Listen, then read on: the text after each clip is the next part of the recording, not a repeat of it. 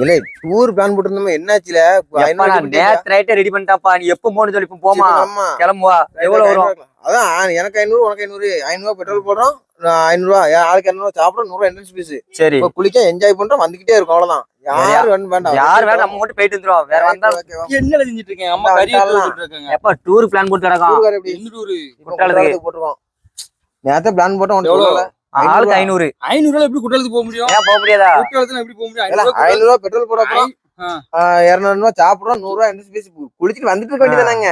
500 ரூபாய்க்கு பெட்ரோலுக்கு போட்டு எல்லாம் போயிட்டு வந்தாதான் எல்லாருமே போயிட்டு வந்துருவாங்க. அங்க போய் என்ட்ரன்ஸ் டிக்கெட் எப்படி 100 ரூபாய் பிளான் போட்டுருக்கீங்க? 150 200 ஆகும்.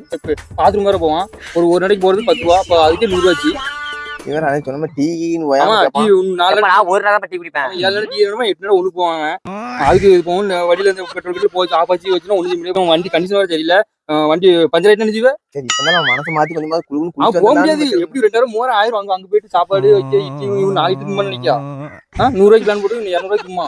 ஆனா அது எப்படி 2000 3000 ரம்புட்டா பழம் வேற ஃபேமஸா இருக்கும் குற்றாலத்துல. எப்படி வீட்டுக்கு கேட்பாங்க. அங்க போயிட்டு ஒண்ணு வேக வந்திருக்காங்க, வீட்டுல ஹாஸ்பிட்டல் இருக்கும். அப்ப அதுக்கு ஒரு 500 600 ரூபாய்க்கு பழம் மட்டும் வாங்கணும். அக்கிடுச்சுவே எப்படி 2000 3000 ஆயிரும். காந்தி கடை இந்த இருக்கு, காந்தி கடை ஒரு 10 ரூபாய்க்கு டீ குடிச்சு முடிச்சு வாழப்போ.